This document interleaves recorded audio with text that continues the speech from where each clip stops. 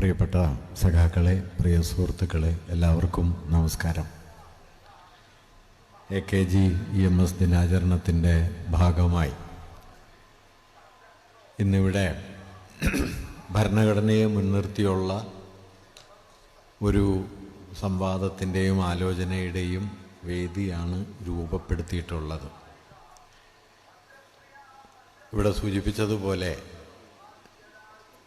കുറച്ചു മുമ്പാണ്, ഏകദേശം ഒരു മാസം മുമ്പാണ് സഖാവ് MK മനോഹരൻ ഇങ്ങനെയൊരു സംഗതിയെക്കുറിച്ച് എന്നോട് പറയുകയും ഈ ഒരു വിഷയമാണ് ഇന്നത്തെ ആലോചനയുടെ കേന്ദ്രം എന്ന് സൂചിപ്പിക്കുകയും ചെയ്തത്.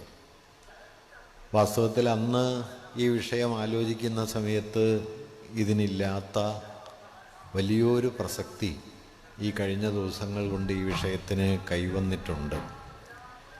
കാരണം നമ്മുടെ ഭരണഘടന അടിസ്ഥാനപരമായി മുമ്പോട്ട് വയ്ക്കുന്ന നിയമത്തിന് മുന്നിലെ തുല്യത എന്ന ആശയത്തെ, നിയമത്തിനു മുന്നിൽ എല്ലാവർക്കും തുല്യാവകാശമുണ്ട് എന്ന ആശയത്തെ കഴിഞ്ഞ ദിവസങ്ങളിലെ നമ്മുടെ പൗരത്വ ഭേദഗതിയുടെ ചട്ടങ്ങൾ പ്രഖ്യാപിച്ചതിലൂടെ ഏതാണ്ട് റദ്ദാക്കി കഴിഞ്ഞ ഒരു കാലത്താണ് ഇന്നിപ്പോൾ നാം യോഗം ചേരുന്നത്. 2020 പൗരത്വ നിയമം പ്രഖ്യാപിച്ചിരുന്നു എങ്കിലും അതിൻ്റെ ചട്ടങ്ങൾ വിജ്ഞാപനം ചെയ്തിട്ടില്ലാത്തതുകൊണ്ട് കഴിഞ്ഞ 4 വർഷക്കാലമായി അത് പ്രായോഗികമായി നിലവിൽ വന്നിരുന്നില്ല എന്ന് വേണമെങ്കിൽ പറയാം.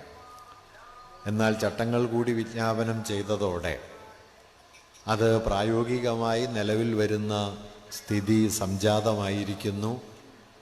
ആ സ്ഥിതിയാകട്ടെ ഭരണഘടന അടിസ്ഥാനപരമായി മുമ്പോട്ട് വച്ച നിയമത്തിനു മുന്നിൽ എല്ലാവരും തുല്യരാണ് എന്ന സങ്കല്പത്തോടും ജാതിയുടെയോ മതത്തിൻ്റെയോ ഭാഷയുടെയോ പ്രദേശത്തിൻ്റെയോ പേരിൽ ഒരു വിവേചനവും ഉണ്ടായിക്കൂടാ എന്ന ഭരണഘടനാ തത്വവും വാസ്തവത്തിൽ ലംഘിക്കപ്പെടുന്ന സ്ഥിതിവിശേഷം ഉണ്ടായിരിക്കുന്നു. വാസ്തവത്തിൽ നമ്മുടെ ഭരണഘടനയുടെ വിപുലമായ ചരിത്രം, ഞാൻ അതിൻ്റെ എല്ലാ വിശദാംശങ്ങളും ഇവിടെ പ്രതിപാദിക്കാൻ മുതിരുന്നില്ല. അതിൻ്റെ സമയക്കുറവുണ്ട്, സെമിനാറാണ്, മറ്റ് സംഭാഷണങ്ങളുണ്ട്. ഇതെല്ലാം ചേർന്ന് ചുരുക്കം ചില കാര്യങ്ങൾ സൂചിപ്പിക്കാനേ ഞാൻ മുതിരുന്നുള്ളൂ. നമ്മുടെ ഭരണഘടന നിലവിൽ വരുന്നത്, അതിലെ അടിസ്ഥാന ആശയങ്ങൾ രൂപപ്പെടുന്നത് ഭരണഘടനാ അസംബ്ലിയിൽ ഒത്തുചേർന്ന കുറച്ച് ആളുകളുടെ ആലോചനയുടെ ഭാഗം എന്ന നിലയിലല്ല. അങ്ങനെ സാങ്കേതികമായി നിയമജ്ഞരായ ഒരു കൂട്ടം ആളുകൾ കൂടിയിരുന്ന് ആലോചിച്ച് രൂപപ്പെടുത്തിയെടുത്ത ഒരു സംവിധാനമോ ഒരു നിയമരൂപമോ ആയിട്ടല്ല ഭരണഘടനയെ നാം മനസ്സിലാക്കേണ്ടത്. ഒരുപക്ഷെ അതിൽ കൗതുകം തോന്നാവുന്ന ഒരു കാര്യം, 1946 ഡിസംബർ 9 മുതൽ 49 നവംബർ 26 വരെ ഏതാണ്ട് 3 വർഷക്കാലത്തോളം നീണ്ട ആലോചനകളിലൂടെയാണ് ഇന്ത്യൻ ഭരണഘടനയ്ക്ക് ഭരണഘടനാ അസംബ്ലി രൂപം നൽകിയത്. ഒരുപക്ഷെ ലോകത്തിൻ്റെ ചരിത്രത്തിൽ തന്നെ ഏതെങ്കിലും ഒരു ഭരണഘടനാ അസംബ്ലി നിർമ്മാണ സഭ ഇത്രയും സങ്കീർണമായ ഒരു കാലയളവിലൂടെ കടന്നുപോയിട്ടുണ്ടാകുമോ എന്നതും സംശയമാണ്. 46 ഡിസംബർ 9 ഭരണഘടനാ അസംബ്ലി സമ്മേളിക്കുന്ന സമയത്ത് ഉണ്ടായിരുന്ന സ്ഥിതിവിശേഷങ്ങളൊന്നുമല്ല 49 നവംബർ 26 അത് പൂർത്തിയാകുമ്പോൾ ഉള്ളത്. അതിനിടയിൽ ഇന്ത്യ സ്വതന്ത്രമായി എന്ന് മാത്രമല്ല, ഇന്ത്യയെന്നും പാകിസ്ഥാനെന്നും 2 രാജ്യങ്ങളായി ഇന്ത്യ വിഭജിക്കപ്പെട്ടു. ലോകത്തിൻ്റെ ചരിത്രത്തിലെ തന്നെ ഏറ്റവും രക്തരൂക്ഷിതമായ കലാപങ്ങൾക്ക് അത് കാരണമായി. 2 കോടിയോളം ആളുകൾ അഭയാർത്ഥികളായി തീർന്നു. ചുരുങ്ങിയത് 20 ലക്ഷം പേരെങ്കിലും ആ കലാപങ്ങളിൽ കൊല ചെയ്യപ്പെട്ടു. ഡൽഹിയും ഉത്തരേന്ത്യയും മുഴുവൻ കലാപപൂരിതമായി തീർന്നു. സ്വതന്ത്ര ഇന്ത്യയുടെ രാഷ്ട്രപിതാവായി നാം ആദരിച്ചു പോരുന്ന മഹാത്മാഗാന്ധി വധിക്കപ്പെട്ടു.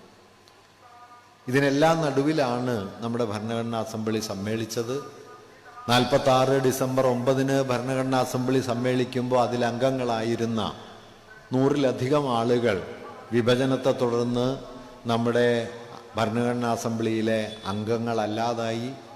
അതിൽ പ്രധാനപ്പെട്ട ചിലരെ, അംബേദ്കർ അടക്കമുള്ള ആളുകളെ മറ്റിടങ്ങളിൽ നിന്ന് തെരഞ്ഞെടുത്ത് ഭരണഘടനാ അസംബ്ലിയുടെ ഭാഗമാക്കി മാറ്റിക്കൊണ്ടാണ് ഭരണഘടനാ അസംബ്ലി തുടർന്ന് മുമ്പോട്ട് പോയത്. അംബേദ്കർ ആദ്യം തെരഞ്ഞെടുക്കപ്പെട്ടിരുന്നത് കിഴക്കൻ ബംഗാളിൽ നിന്നാണ്. വിഭജനത്തെ തുടർന്ന് ആ പ്രദേശം പാകിസ്ഥാൻ്റെ ഭാഗമായതോടെ അംബേദ്കർ ഭരണഘടനാ അസംബ്ലി അംഗമല്ലാതായി. പിന്നീട് അദ്ദേഹത്തെ ബോംബെയിൽ നിന്ന് വീണ്ടും തെരഞ്ഞെടുത്തതിനെ തുടർന്നാണ് ഭരണഘടനാ നിർമ്മാണ സഭയുടെ അംഗത്വത്തിലേക്ക് അദ്ദേഹം മടങ്ങി വന്നത്. ഇങ്ങനെ അത്യന്തം കലാപകലുഷിതവും രക്തരൂക്ഷിതവും വലിയ വർഗീയ ലഹളകളുടെ നടുവിൽ അരങ്ങേറിയതും ഒക്കെയായ ഒന്നായിരുന്നു നമ്മുടെ ഭരണഘടനാ നിർമ്മാണം.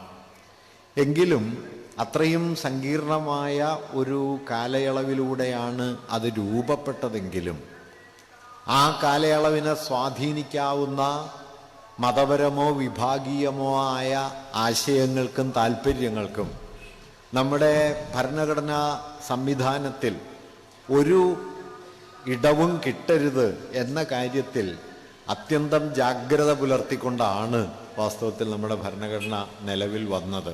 ഇപ്പം സമീപ ദിവസം അവസാനിച്ച RSSൻ്റെ അഖിലേന്ത്യാ പ്രതിനിധി സഭാ സമ്മേളനത്തിന് ശേഷം അവരുടെ സെക്രട്ടറി നടത്തിയ പത്രസമ്മേളനങ്ങളിൽ ഒന്നിൽ പരാമർശിച്ച കാര്യം ഇന്നലെ ഹിന്ദു ദിനപത്രം റിപ്പോർട്ട് ചെയ്തിരുന്നു. അതിൽ അദ്ദേഹം പറയുന്ന പ്രധാനപ്പെട്ട കാര്യം, മൈനോറിറ്റി എന്ന ആശയം ഭരണഘടനയിൽ നിലനിൽക്കുന്നത് ഇന്ത്യയുടെ ഉദ്ഗ്രഥനത്തിന് തടസ്സമാണ്, അത് പരിഹരിക്കപ്പെടേണ്ടതാണ്, അതിനുള്ള ശ്രമം നടക്കേണ്ടതാണ് എന്നാണ്. വാസ്തവത്തിൽ നമ്മുടെ ജനാധിപത്യത്തെക്കുറിച്ച് ഭരണഘടന മുമ്പോട്ട് വെച്ച ഏറ്റവും പ്രധാനപ്പെട്ട ഒരു കാര്യം, നമ്മുടെ ജനാധിപത്യം കേവലമായ ഭൂരിപക്ഷബോധത്തിൽ അധിഷ്ഠിതമായ ഒന്നല്ല എന്നതാണ്. ഇത് വളരെ പ്രധാനപ്പെട്ട ഒരു കാര്യമാണ്. ഭൂരിപക്ഷ ഹിതത്തിൻ്റെ നടപ്പാക്കൽ മാത്രമായി ജനാധിപത്യത്തെ കണ്ടാൽ ആണ് വ്യത്യസ്തതകളെ സംരക്ഷിച്ചുകൊണ്ട് ജനാധിപത്യത്തിൻ്റെ മൂല്യങ്ങളെ നിലനിർത്താൻ കഴിയുക എന്നതാണ്.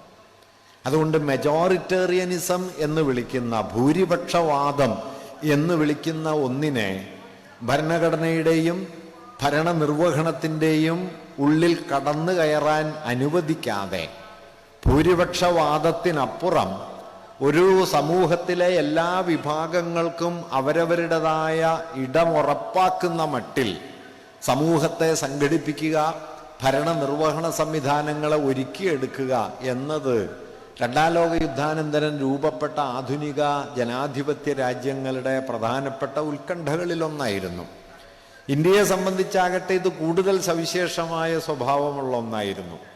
കാരണം ലോകത്തെ അതിപ്രബലമായ ഒരു ജനാധിപത്യ സമൂഹമായി തീരുമ്പോൾ തന്നെ ലോകത്തെ ഏറ്റവും വ്യത്യസ്തതകൾ വലിയ തോതിൽ തിങ്ങി നിറഞ്ഞ ഒരു ജനവിഭാഗമായിട്ടാണ് ഇന്ത്യക്കാർ നിലവിൽ വന്നത്.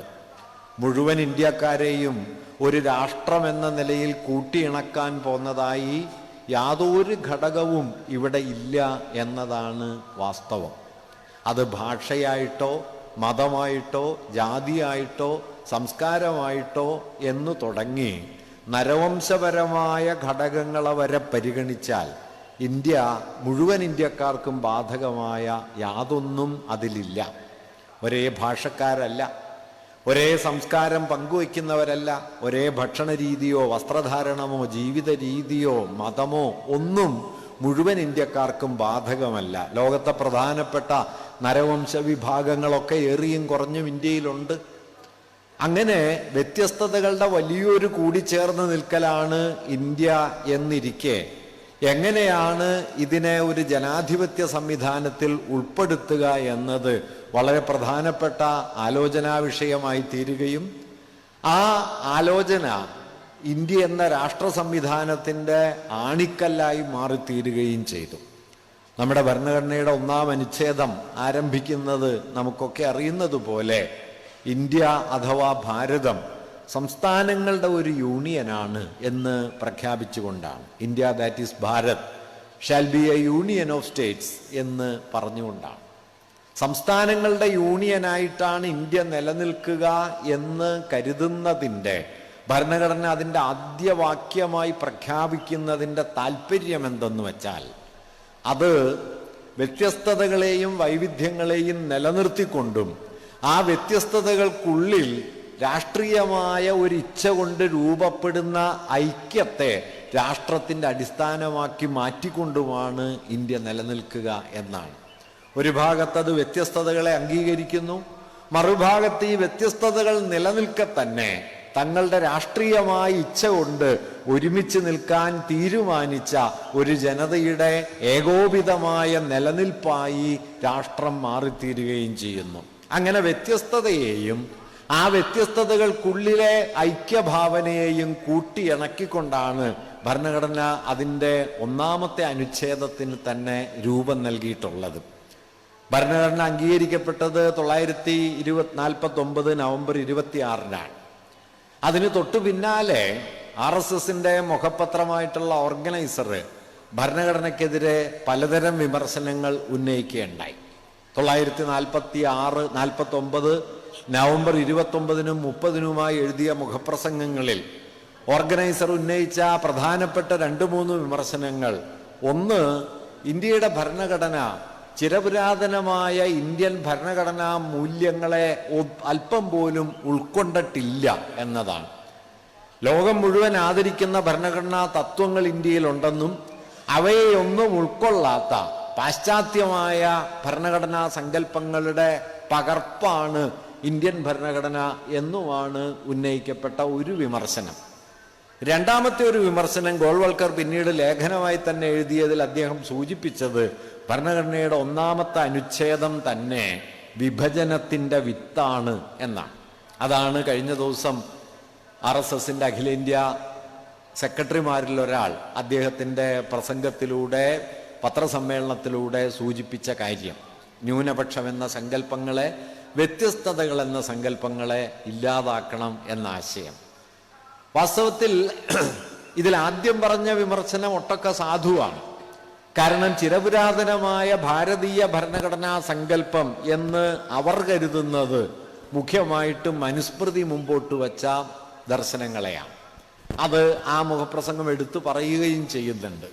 മനുസ്മൃതി മുമ്പോട്ട് വച്ച രാഷ്ട്രസങ്കല്പം എന്നത് ബ്രാഹ്മണ്യത്തിലും ജാതിബന്ധങ്ങളിലും വർണ്ണാശ്രമധർമ്മങ്ങളിലും അധിഷ്ഠിതമായതും ജാതിധർമ്മത്തെ AKGയുടെ ആത്മകഥയായ എന്റെ ജീവിതകഥ എന്ന പുസ്തകം ഇങ്ങനെ എഴുതിയാണ് അദ്ദേഹം അവസാനിപ്പിച്ചത്. ജനങ്ങളുടെ ദുഃഖവും കണ്ണീരും തുടച്ച് അവരുടെ തോളോട് തോൾ ചേർന്ന് നിന്ന് അവരുടെ സമരത്തിൽ പങ്കാളിയായി കഴിയാൻ ആഗ്രഹിക്കുകയാണ്. ഈ സമരത്തിൽ ആയിട്ടാണ് നമ്മുടെ ഭരണഘടന നിലവിൽ വന്നത്. ഇന്ന് ഇന്ത്യയിലെ ഏറ്റവും പ്രഗത്ഭനായ ഭരണഘടനാ പണ്ഡിതന്മാരിൽ ഒരാളായ ഗൗതം ഭാട്ടിയ ഭരണഘടനയെക്കുറിച്ച് എഴുതിയ ഏറ്റവും പ്രഗത്ഭമായ ഒരു ഗ്രന്ഥത്തിൽ, ട്രാൻസ്ഫോർമേറ്റീവ് കോൺസ്റ്റിറ്റ്യൂഷൻ എന്ന അദ്ദേഹത്തിൻ്റെ ഗ്രന്ഥത്തിൽ സൂചിപ്പിക്കുന്ന ഒരു കാര്യം, കോളനി അധികാരികളിൽ നിന്ന് ഒരു സ്വതന്ത്ര രാഷ്ട്രത്തിന് ഭരണം കൈമാറി കിട്ടുമ്പോൾ ആ ഭരണത്തിൻ്റെ സംവിധാനങ്ങളും ചട്ടക്കൂടുകളും ക്രമങ്ങളും എന്തായിരിക്കണം എന്ന് നിർവചിക്കുക മാത്രമല്ല ഇന്ത്യൻ ഭരണഘടന ചെയ്യുന്നത്.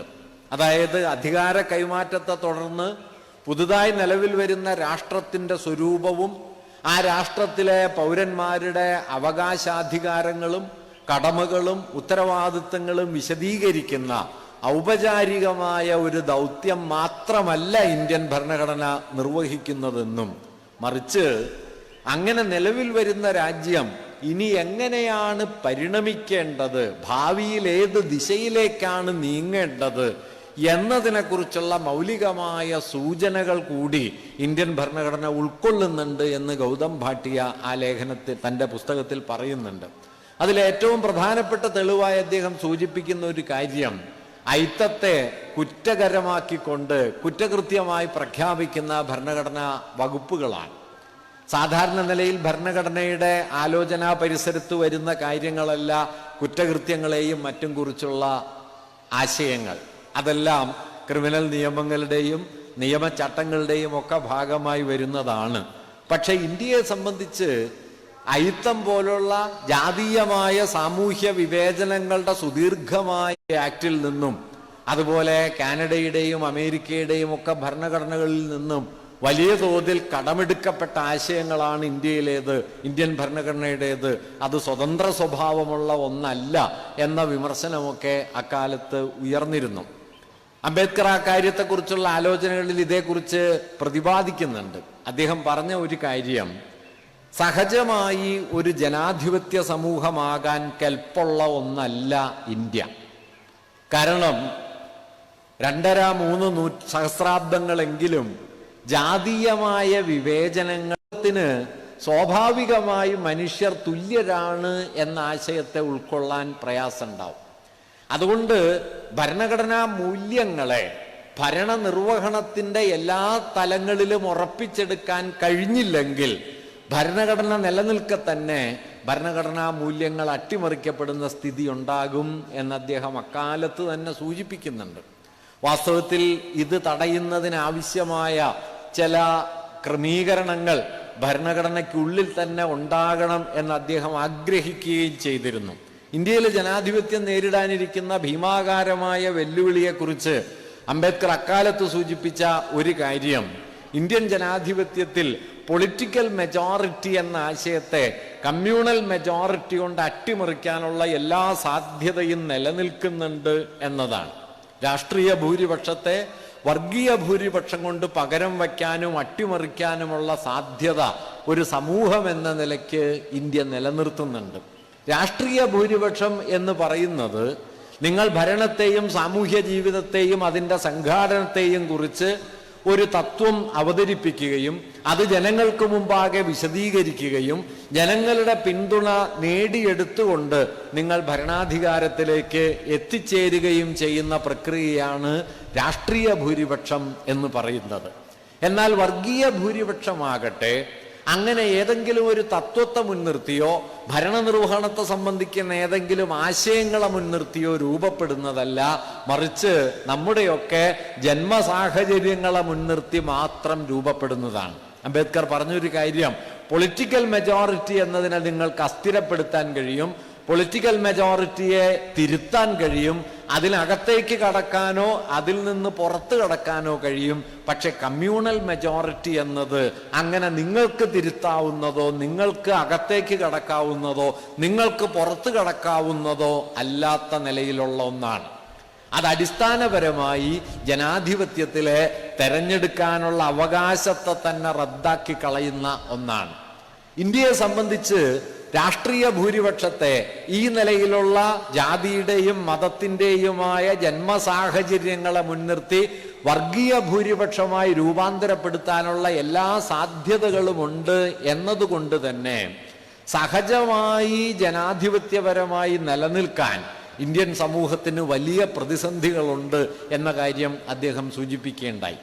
അതിനൊരു മറുപടിയായിട്ട്, അതിനൊരു പരിഹാരമായിട്ട് അദ്ദേഹം നിർദ്ദേശിച്ച ആശയം ഭരണഘടനാ അസംബ്ലി അംഗീകരിക്കേണ്ടായില്ല, സ്വീകരിക്കപ്പെടേണ്ടായില്ല. അദ്ദേഹം നിർദ്ദേശിച്ച ഒരു കാര്യം, ഇന്ത്യൻ പാർലമെന്റിൽ അംഗങ്ങളാകാവുന്ന സവർണ ഹിന്ദുക്കളുടെ എണ്ണം മുൻകൂറായി തീരുമാനിക്കണം എന്നതാണ്.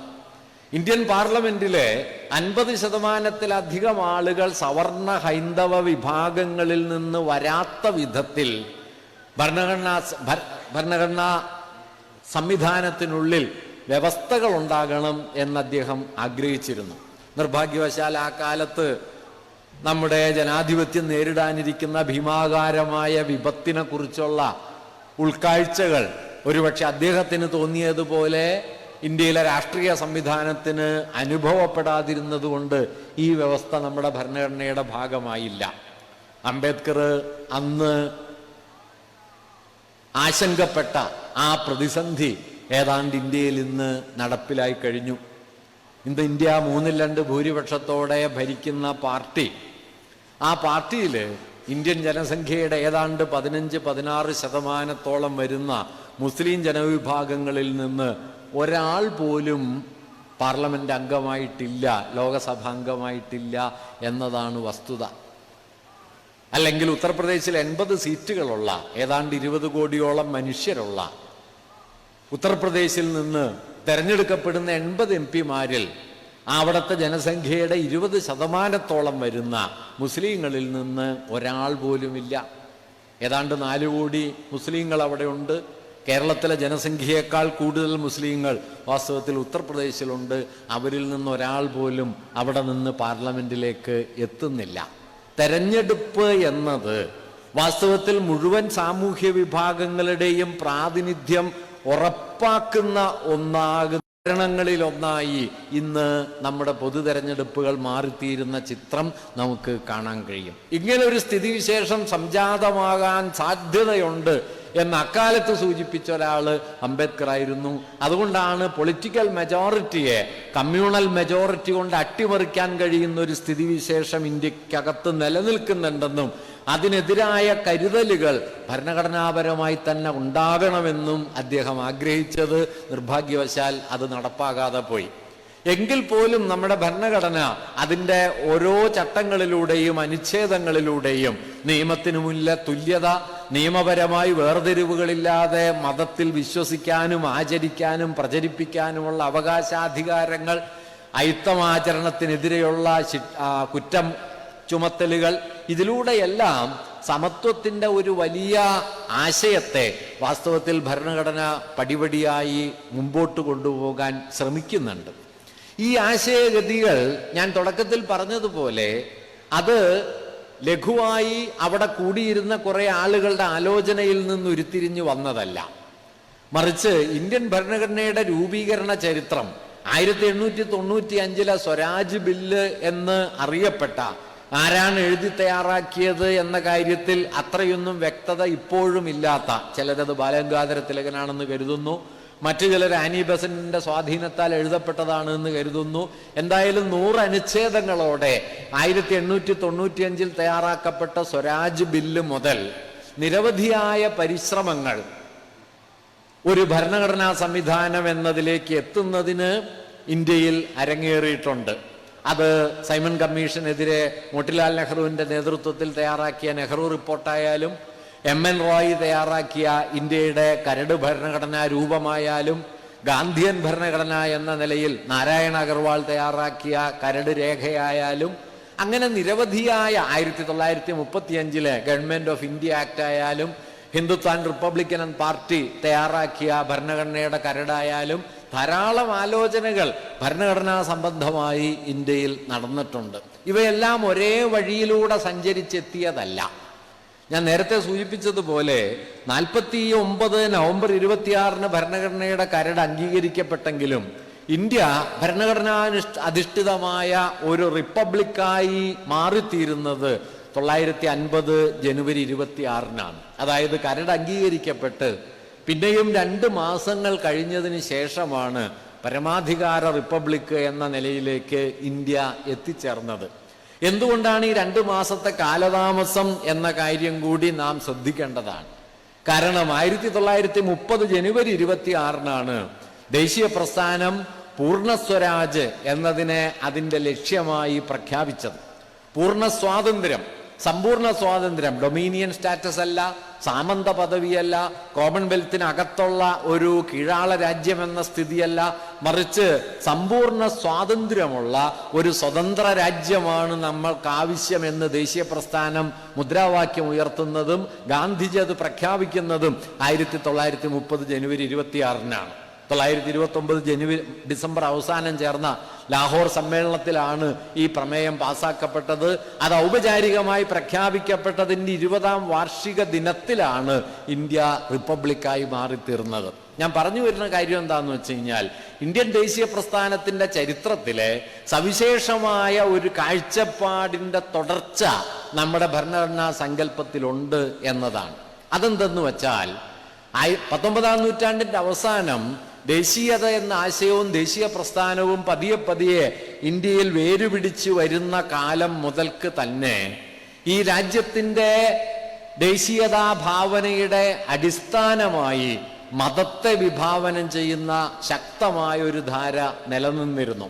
ഗാന്ധിജിക്ക് മുമ്പ് ഇന്ത്യ കണ്ട ഏറ്റവും വലിയ ദേശീയ പ്രക്ഷോഭകാരി എന്നോ സ്വാതന്ത്ര്യ സമര നേതാവെന്നോ ഒക്കെ വിളിക്കാവുന്ന ബാലഗംഗാധര തിലകൻ അദ്ദേഹത്തിന്റെ എല്ലാ തരത്തിലുള്ള സ്വാതന്ത്ര്യ സമരത്തിന്റെ നേതൃപാടവം നിലനിൽക്കെ തന്നെ അടിസ്ഥാനപരമായി ഒരു മതരാഷ്ട്ര യുക്തിയാണ് ഉയർത്തിക്കൊണ്ടിരുന്നത്.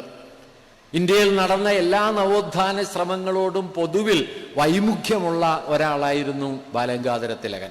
അദ്ദേഹം ബാലികാ വിവാഹത്തിന് അനുകൂലമായിരുന്നു, വിധവാ വിവാഹത്തിന് എതിരായിരുന്നു, ജാതീയമായ അസമത്വങ്ങൾക്കെതിരായ പരിഷ്കരണ ശ്രമങ്ങളെ, നവീകരണ ശ്രമങ്ങളെ പിന്തുണയ്ക്കാതിരുന്ന ഒരാളായിരുന്നു.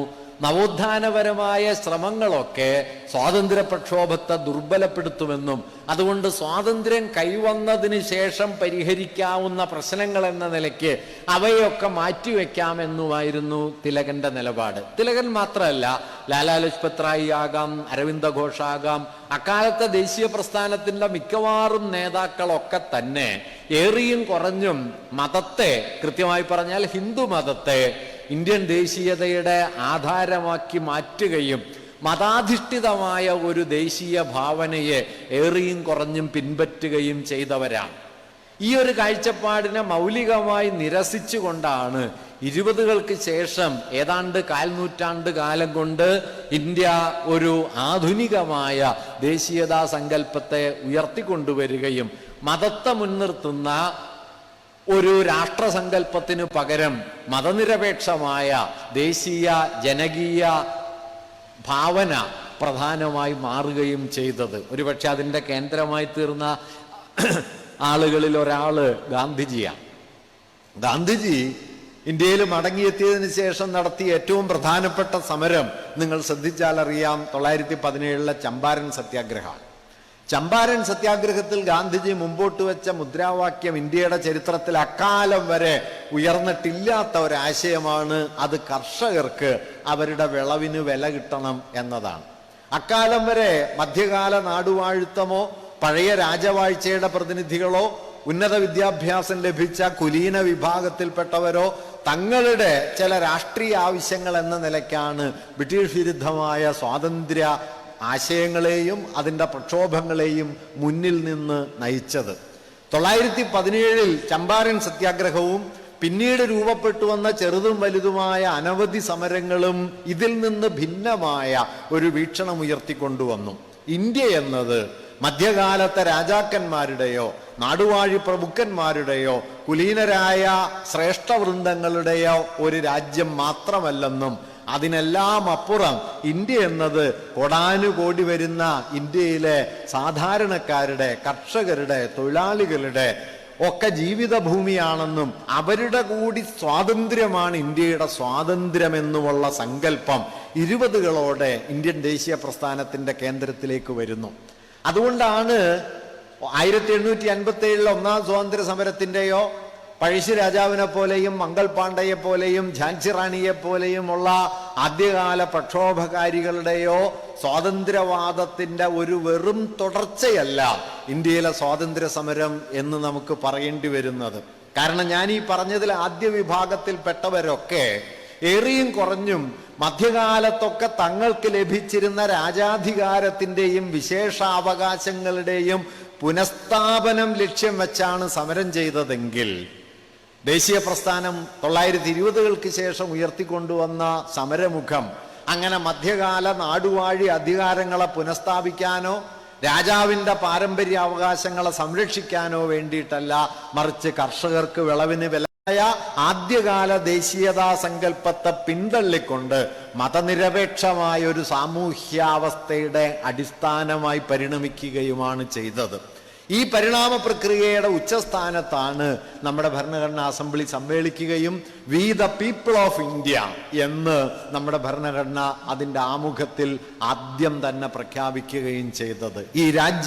ഈ രാജ്യത്തിലെ ജനങ്ങൾ തങ്ങൾക്കായി രൂപപ്പെടുത്തി, തങ്ങളാൽ തന്നെ രൂപപ്പെടുത്തി തങ്ങൾക്ക് തന്നെ സമർപ്പിക്കുന്ന ഒന്നാണ് എന്നും അത് സ്വാതന്ത്ര്യത്തെയും ജനാധിപത്യത്തെയും സമത്വത്തെയും സാഹോദര്യ ഭാവനയെയും ഉയർത്തിപ്പിടിക്കാൻ പ്രതിബദ്ധമാണ് എന്നും പ്രഖ്യാപിക്കുന്ന ആമുഖത്തോടെയാണ് ഇന്ത്യൻ ഭരണഘടന ആരംഭിക്കുന്നത്. ഇത് ദേശീയതയുടെ ചരിത്രത്തിൽ തന്നെയുള്ള നിർണായകമായൊരു വഴിത്തിരിവിനെ സൂചിപ്പിക്കുന്നുണ്ട്. നിങ്ങൾ വസ്തുതയാണ്, അദ്ദേഹം ഇന്ത്യയിലെ വ്യവസായങ്ങളെല്ലാം ദേശസാൽക്കരിക്കണമെന്നും ഇന്ത്യയിലെ കൃഷിഭൂമി ജന്മിമാരിൽ നിന്ന് പിടിച്ചെടുത്ത് തദ്ദേശീയ കർഷകർക്ക് വിതരണം ചെയ്യണം എന്നുമൊക്കെ വ്യക്തിപരമായി കരുതിയിരുന്ന ആളാണ്. പക്ഷേ നമ്മുടെ ഭരണഘടനാ അസംബ്ലിയിലെ വലിയൊരു വിഭാഗം അത്തരം നിലപാടുകൾക്കെതിരായതുകൊണ്ട് അംബേദ്കർ വ്യക്തിപരമായി മുന്നോട്ട് വെച്ച ആ വീക്ഷണങ്ങളൊന്നും നമ്മുടെ ഭരണഘടനയിൽ വരികയുണ്ടായില്ല. ചിലത് നിർദ്ദേശക തത്വങ്ങളിൽ വന്നു എന്നല്ലാതെ നിയമപരമായി സാങ്കത്യമുള്ള ഉറപ്പുള്ള ആശയങ്ങളായി ഇവയൊന്നും മാറി തീരുകയുണ്ടായില്ല. പക്ഷെ അപ്പോൾ പോലും ഞാൻ ഈ നേരത്തെ പറഞ്ഞ സമത്വം എന്ന ആശയത്തെ, ആ സമത്വത്തെ തന്നെ നിലനിർത്തുന്നതിന് സാഹോദര്യം എന്ന ആശയത്തിനുണ്ടാകേണ്ട പരമമായൊരു പ്രാധാന്യത്തെ നമ്മുടെ ഭരണഘടന പ്രത്യേകമായി എടുത്തു പറയുന്നുണ്ട്. ഇപ്പൊ 1946 ഡിസംബർ 13 ഭരണഘടനാ അസംബ്ലിയിൽ നെഹ്റു ഒബ്ജക്റ്റീവ് റെസൊല്യൂഷൻ അവതരിപ്പിക്കുന്നത്. നമ്മുടെ ഭരണഘടനയുടെ ലക്ഷ്യപ്രമേയം എന്ന് വേണമെങ്കിൽ പറയാം. എന്താണ് ഈ ഭരണഘടന കൊണ്ട് ചെയ്യാൻ ഉദ്ദേശിക്കുന്നത് എന്നതിനെ സംബന്ധിക്കുന്ന ഒരു ചട്ടക്കൂട്, അതിൻ്റെ ഒരു ആമുഖരേഖ അവതരിപ്പിക്കുന്നത് നെഹ്റുവാണ്. ആ ഒബ്ജക്റ്റീവ് റെസൊല്യൂഷനാണ് പിന്നീട് ഭരണഘടനയുടെ പ്രിയാമ്പിൾ, ഭരണഘടനയുടെ ആമുഖം എന്ന നിലയിലേക്ക് പരിണമിച്ചെത്തിയത്. ഒബ്ജക്റ്റീവ് റെസൊല്യൂഷനിൽ ഇല്ലാത്തതും എന്നാൽ നമ്മുടെ ഭരണഘടനയുടെ ആമുഖത്തിൽ പ്രധാനമായി നിലനിൽക്കുന്നതുമായ ഒരാശയം, അത് സാഹോദര്യം എന്ന സങ്കല്പത്തെക്കുറിച്ചുള്ള ആശയമാണ്. Fraternity, that is the dignity of the individual and unity and integrity of nation എന്ന് ഭരണഘടനയുടെ ആമുഖം പറയുന്നു. എന്താണ് സാഹോദര്യം? അത് 3 കാര്യങ്ങളിൽ അടിയുറച്ചു നിൽക്കുന്നു, അല്ലെങ്കിൽ 3 കാര്യങ്ങൾ ഉറപ്പാക്കുന്നു. 1 വ്യക്തിയുടെ അന്തസ്സാണ്, ഡിഗ്നിറ്റി ഓഫ് ദ ഇൻഡിവിജ്വൽ. 2 രാജ്യത്തിൻ്റെ ഐക്യവും അഖണ്ഡതയുമാണ്. ഇവ തമ്മിൽ പരസ്പര ബന്ധിതമാണ് എന്ന് ഭരണഘടന സങ്കല്പിക്കുന്നുണ്ട്. എല്ലാ വ്യക്തികൾക്കും മനുഷ്യാന്തസ് ഉറപ്പുവരുത്തിക്കൊണ്ടല്ലാതെ, അന്തസ്സോടെ ജീവിക്കാനുള്ള തുല്യാവകാശം എല്ലാ മനുഷ്യർക്കും കരഗതമാകുന്നതിലൂടെ അല്ലാതെ രാജ്യത്തിന് ഐക്യമോ അഖണ്ഡതയോ നിലനിർത്താനാവില്ല എന്നാണ് സാഹോദര്യത്തെക്കുറിച്ചുള്ള ഭരണഘടനാ തത്വം വളരെ പ്രധാനമായി പറയുന്നത്. ഇത് വളരെ പ്രധാനപ്പെട്ട ഒരു കാര്യമാണ്.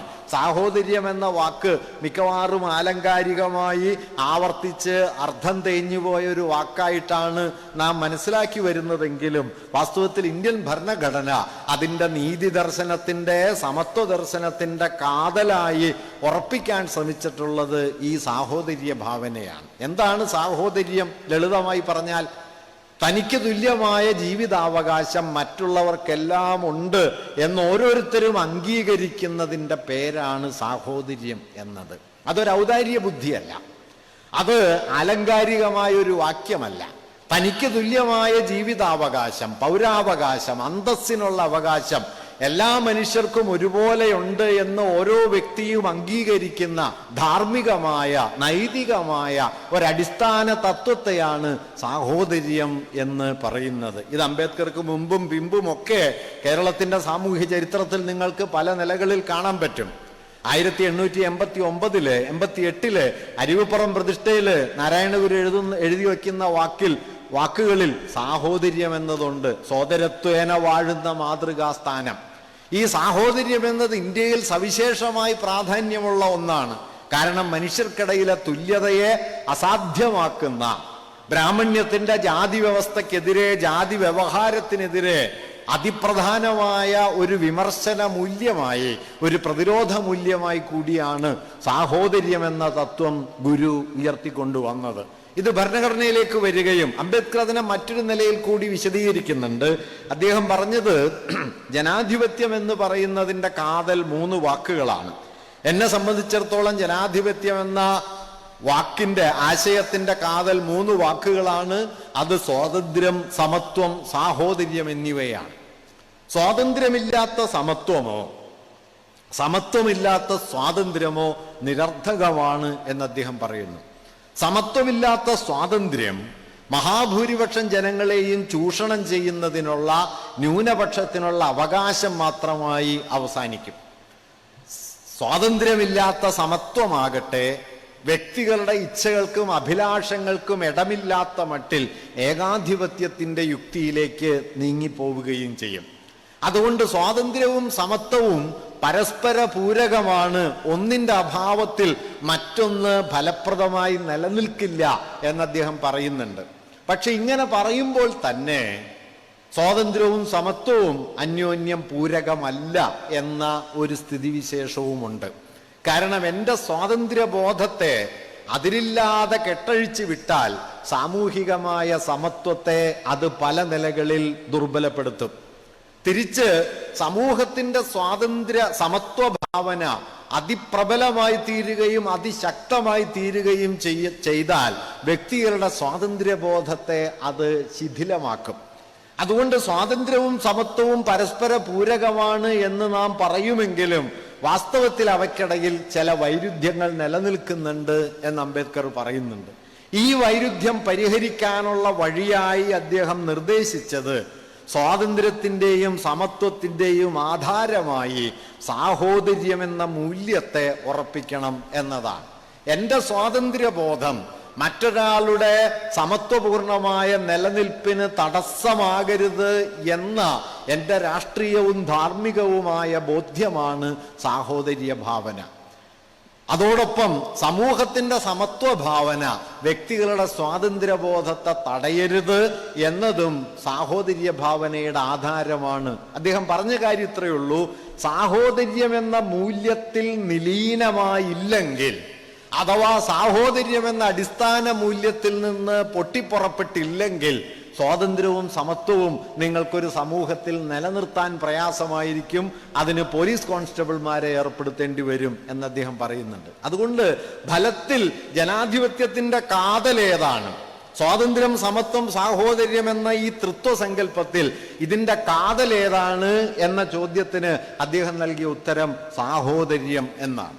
ഈ സാഹോദര്യം എന്ന ആശയത്തെ തൻ്റെ ജീവിതത്തിന്റെ അവസാന ഘട്ടത്തിൽ 1953 ശേഷമുള്ള നെഹ്റു മന്ത്രിസഭയിൽ നിന്ന് രാജിവെച്ചതിന് ശേഷമുള്ള കാലത്ത് ഈ സാഹോദര്യം എന്ന ആശയത്തെ മൈത്രി എന്ന ഇന്ത്യൻ പാരമ്പര്യത്തിൽ വേറുള്ള ബൗദ്ധമായ മൂല്യത്തിലേക്ക് അദ്ദേഹം എത്തിക്കുകയും ബൗദ്ധമായ ഒരാശയ പ്രപഞ്ചം സാഹോദര്യവുമായി ബന്ധപ്പെടുത്തി വികസിപ്പിക്കുകയും ചെയ്തു. ഞാൻ പറഞ്ഞു വന്നത്, ഭരണഘടന എന്നത് വാസ്തവത്തിൽ നിയമങ്ങളുടെയും ചട്ടങ്ങളുടെയും വകുപ്പുകളുടെയും അല്ലെങ്കിൽ അഭിഭാഷകരുടെയും ന്യായാധിപന്മാരുടെയും അധ്യാപകരുടെയും നിയമവിദ്യാർത്ഥികളുടെയും ഒരു സാങ്കേതികമായ ജ്ഞാനമേഖല എന്നതിനപ്പുറം ആധുനികമായ രാഷ്ട്രത്തിന്റെ സ്വത്വം എന്താകണം എന്ന് വിശദീകരിക്കാൻ ശ്രമിച്ച പരമപ്രധാനമായ ഒരു ജൈവിക രേഖയാണ്. ഒരു ലീഗൽ ഡോക്യുമെന്റ് എന്നതിനപ്പുറം, ഒരു നിയമപ്രമാണം എന്നതിനപ്പുറം ഒരു ജൈവരേഖയായി ഈ രാഷ്ട്രത്തിന്റെ അടിസ്ഥാന സ്വഭാവത്തെ വിശദീകരിക്കാൻ ശ്രമിച്ച ഒരു ജൈവരേഖയായി ഭരണഘടന നിലനിൽക്കുന്നു എന്നർത്ഥം. അതിൻ്റെ കാതൽ ഞാൻ ഈ നേരത്തെ പറഞ്ഞതുപോലെ സാഹോദര്യം എന്ന തത്വവും ആ തത്വത്തിൽ നിന്ന് മാത്രം ഒരു സമൂഹത്തിന് കൈവരിക്കാൻ കഴിയുന്ന സമത്വഭാവനയുമാണ്. ഈ സമത്വഭാവനയ്ക്കും സാഹോദര്യ സങ്കല്പത്തിനും വിഘാതമാകാവുന്ന അതിപ്രബലമായ ഒരു ഘടകമായി ഇന്ത്യൻ സമൂഹത്തിൽ പരമ്പരാഗതമായി നിലനിന്നു പോരുന്നത് ജാതീയവും മതപരവുമായ വിഭജന യുക്തികളാണ് എന്ന കാര്യവും നാം മനസ്സിലാക്കണം.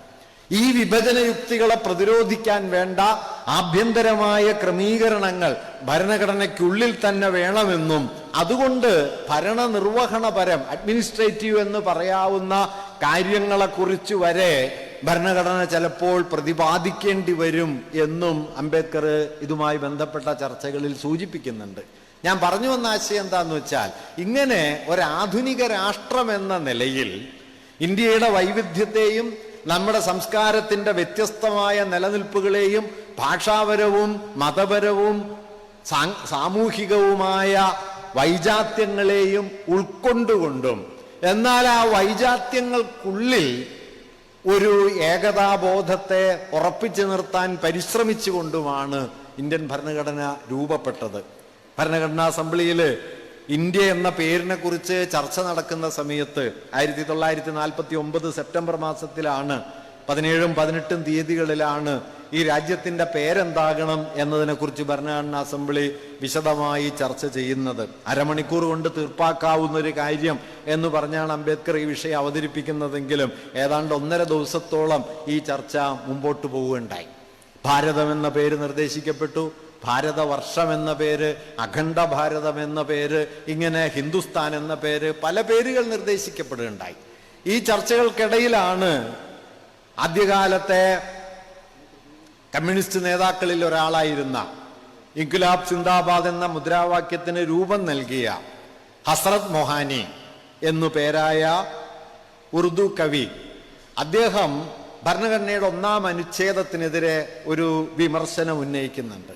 യൂണിയൻ ഓഫ് സ്റ്റേറ്റ്സ് എന്ന ആശയം വാസ്തവത്തിൽ ദേശീയ പ്രസ്ഥാനം ഉയർത്തിക്കൊണ്ടുവന്ന രാഷ്ട്രസങ്കല്പത്തിനെതിരാണ് എന്നും ഫെഡറേഷൻ ഓഫ് റിപ്പബ്ലിക്സ് എന്നാണ് യഥാർത്ഥത്തിൽ വേണ്ടത് എന്നും ഫെഡറലിസത്തിന് ഒത്തുപോകുന്നത് ഫെഡറേഷൻ ഓഫ് റിപ്പബ്ലിക്സ് എന്ന പ്രയോഗമാണ്, യൂണിയൻ ഓഫ് സ്റ്റേറ്റ്സ് എന്ന് അല്ല എന്നും ഹസ്രത് മൊഹാനി അപ്പോൾ വാദിക്കുന്നുണ്ട്. അദ്ദേഹം പറഞ്ഞത് യഥാർത്ഥ ഫെഡറലിസം എന്നത് സംസ്ഥാനങ്ങളുടെ ഒരു കേന്ദ്രീകൃതമായ യൂണിയൻ എന്ന സങ്കല്പത്തിലല്ല, മറിച്ച് ഓരോ ഫെഡറേഷനുകളേക്കും തുല്യമായ സവിശേഷമായ അധികാരം ഉറപ്പുവരുത്തുന്ന ഫെഡറേഷൻ ഓഫ് റിപ്പബ്ലിക്സ് എന്ന യുക്തിയാണ് ഇന്ത്യ സ്വീകരിക്കേണ്ടത്. അതുകൊണ്ട് അത്തരത്തിലൊരു പേര് ഇന്ത്യ എന്ന പേരിന് പകരം അദ്ദേഹം നിർദ്ദേശിക്കുകയും ചെയ്യുന്നുണ്ട്. ഈ സന്ദർഭത്തിൽ ഇടപെട്ടുകൊണ്ട് അംബേദ്കർ സൂചിപ്പിച്ചൊരു കാര്യം, വേറിട്ട് പോകാനുള്ള അവകാശം വരെ ഉറപ്പാക്കിക്കൊണ്ട് ഇന്ത്യയിൽ ഫെഡറലിസത്തെ നിലനിർത്താൻ ശ്രമിച്ചാൽ വാസ്തവത്തിൽ വൈജാത്യങ്ങളെ സംരക്ഷിക്കുക, വ്യത്യസ്തതകളെ സംരക്ഷിക്കുക എന്നതിനപ്പുറത്തേക്ക് തമ്മിൽ പോരടിക്കുന്ന വിഭാഗങ്ങളായി ഇന്ത്യൻ സാമൂഹ്യ വിഭാഗങ്ങൾ ചെതറിപ്പോകാനുള്ള സാധ്യതയുണ്ട് എന്നാണ്.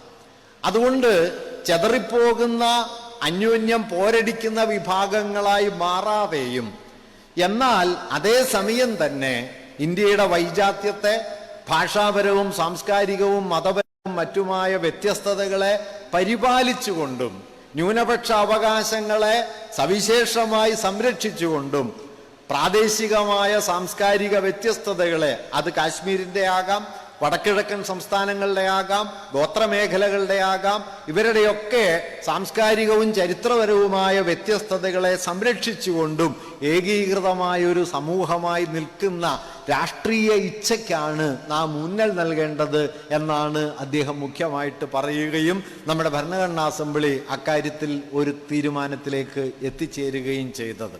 അതുകൊണ്ട് വ്യത്യാസങ്ങളെ നിലനിർത്തിക്കൊണ്ടും ആ വ്യത്യസ്തതകളെ പക്ഷെ ഒരു വിഭജന യുക്തിയാക്കി മാറ്റാൻ അനുവദിക്കാതെയും സമതുലിതമായ ഒരു വീക്ഷണത്തിലേക്ക് എത്തിച്ചേരാൻ പറ്റണമെന്നതായിരുന്നു ഭരണഘടനാ അസംബ്ലിയുടെയും ഭരണഘടനയുടെയും വിശാലമായ താല്പര്യം.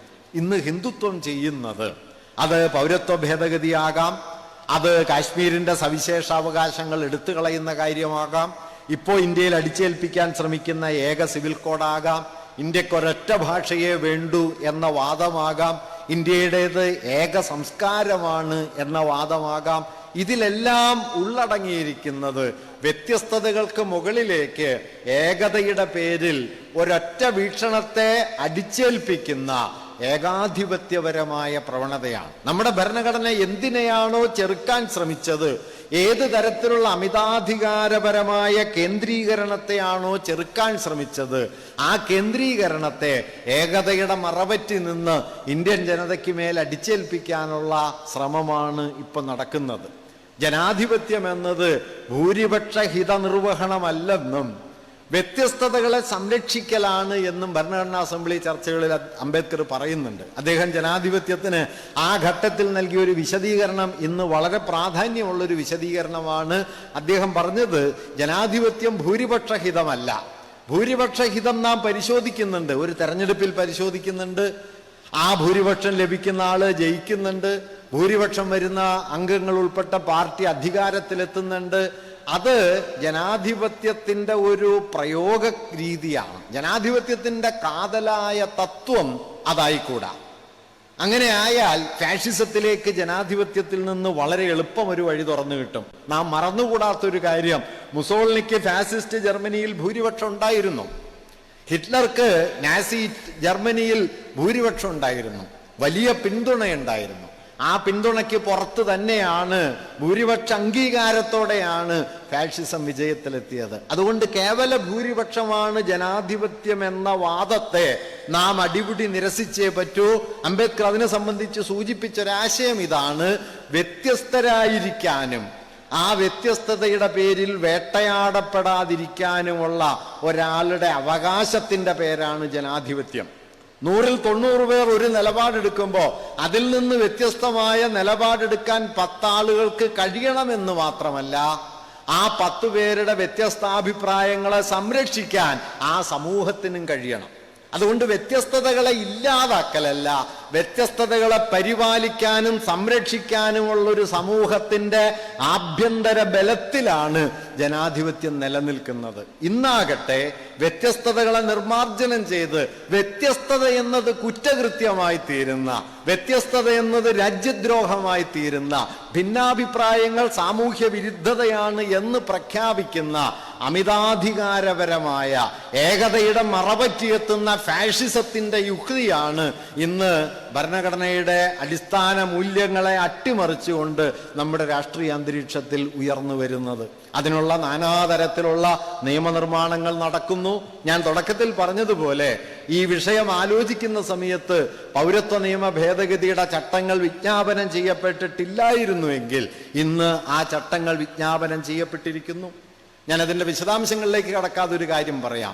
ഒരാധുനിക ഭരണകൂടവും ജനാധിപത്യ സമൂഹവും പൗരത്വത്തിന്റെ ആധാരമായി മതത്തെ പരിഗണിക്കുന്നില്ല. മതത്തെ നിങ്ങൾ പൗരത്വത്തിന്റെ ആധാരമായി പരിഗണിക്കുന്നു എന്നതിൻ്റെ ഏറ്റവും ലളിതമായ അർത്ഥം നിങ്ങളൊരു മതരാഷ്ട്രത്തിലേക്ക് ചുവടുവെക്കുന്നു എന്നതാണ്. അഫ്ഗാനിസ്ഥാനിൽ നിന്നോ പാകിസ്ഥാനിൽ നിന്നോ നേപ്പാളിൽ നിന്നോ ഭൂട്ടാനിൽ നിന്നോ ബംഗ്ലാദേശിൽ നിന്നോ ഒക്കെ ഇന്ത്യയിലേക്ക് വരുന്ന ഹിന്ദുക്കൾക്കും ക്രിസ്ത്യാനികൾക്കും സിഖുകാർക്കും ജൈനന്മാർക്കും ഒക്കെ പൗരത്വം നൽകുമെന്നും മുസ്ലിങ്ങൾക്ക് പൗരത്വം നൽകില്ല എന്നും പറയുക വഴി പൗരത്വത്തിന്റെ അടിസ്ഥാന യുക്തിയിലേക്ക് മതമെന്ന ഘടകത്തെ കൂട്ടിയിണക്കുകയാണ് ഈ ഭരണകൂടം ചെയ്തിട്ടുള്ളത്. അത് മതരാഷ്ട്രത്തിന്റെ അടിസ്ഥാന യുക്തിയാണ്. ദേശീയ സ്വാതന്ത്ര്യ സമരത്തിന്റെ കാലത്തും ഞാൻ നേരത്തെ പറഞ്ഞ ഭരണഘടനാ അസംബ്ലി സമ്മേളിക്കുന്ന കാലത്തും ഇന്ത്യയിൽ നിന്ന് പാകിസ്ഥാനിലേക്ക് പോയി അവിടെ നിന്ന് തിരിച്ച് ഇന്ത്യയിലേക്ക് വന്നവർക്ക് പൗരത്വം നൽകണമോ വേണ്ടയോ എന്നതൊരു തർക്ക വിഷയമായി വരുന്നുണ്ട്. ഇന്ത്യയിൽ നിന്ന് വിഭജനത്തിന് തൊട്ടു മുമ്പായി പാകിസ്ഥാനിലേക്ക് പോവുകയും പിന്നീട് അവിടുത്തെ അന്തരീക്ഷത്തിൽ തൃപ്തി വരാതെ തിരിച്ചു വരികയും ചെയ്യുന്ന ആളുകൾക്ക് പൗരത്വം നൽകണമോ നൽകിക്കൂടാ എന്ന വാദഗതി ശക്തമായി ഉന്നയിക്കപ്പെട്ട സമയത്ത് അതിനെ നിരസിച്ചുകൊണ്ട് തള്ളിക്കളഞ്ഞുകൊണ്ട് ഒരു നിശ്ചിത തീയതിക്കുള്ളിൽ ഇന്ത്യയിലേക്ക് തിരിച്ചെത്തിയ മുഴുവൻ ആളുകൾക്കും പൗരത്വം നൽകണം എന്ന നിലപാടാണ് ഭരണഘടനാ അസംബ്ലി സ്വീകരിച്ചത്. പിന്നീട് നമ്മുടെ 1955 പൗരത്വ നിയമമായി തീർന്നതും അതാണ്.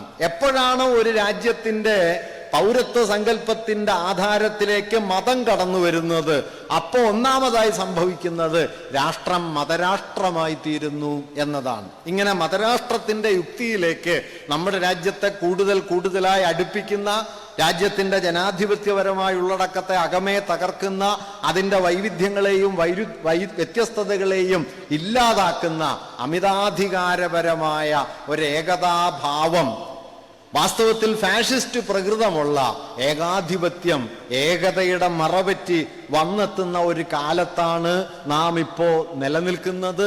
ഇതിനെതിരായ വലിയ ചെറുത്തുനിൽപ്പ് വാസ്തവത്തിൽ ഈ രാജ്യത്തിൻ്റെ തുടർച്ചയെ സംബന്ധിച്ച് ഏറ്റവും പ്രാഥമികമായ ഒരു കാര്യമാണ്. ആ ചെറുത്തുനിൽപ്പ് ഏറ്റെടുക്കാനും അതിനെ മുമ്പോട്ട് കൊണ്ടുപോകാനും നമുക്ക് എത്രത്തോളമാണോ കഴിയുക അത്രത്തോളമാണ് ഒരു ജനാധിപത്യ രാജ്യം എന്ന നിലയ്ക്ക് ഇന്ത്യ നിലനിൽക്കുക എന്ന കാര്യമാണ് ഒരുപക്ഷെ ഈ വർത്തമാന സന്ദർഭം നമ്മോട് ഏറ്റവും കൂടുതലായി പറയാൻ ശ്രമിക്കുന്നത്. ആ ചെറുത്തുനിൽപ്പിന്റെ വേദിയായി, അതിനുള്ള സന്ദർഭമായി തെരഞ്ഞെടുപ്പുകളെയും ഇനി അങ്ങോട്ടുള്ള പൗരാവകാശ സമരങ്ങളെയും ഉയർത്തിക്കൊണ്ടുവരാൻ നമുക്കൊക്കെ കഴിയേണ്ടതുണ്ട്. അതിനുള്ള പ്രേരണയായി ഈ ആലോചനകളെ ഉപയോഗപ്പെടുത്തണം എന്ന് അഭ്യർത്ഥിച്ചുകൊണ്ട് ഈ സമ്മേളനം ഔപചാരികമായി ഉദ്ഘാടനം ചെയ്യുന്നതായി അറിയിക്കുന്നു. നിങ്ങൾക്കെൻ്റെ നമസ്കാരം.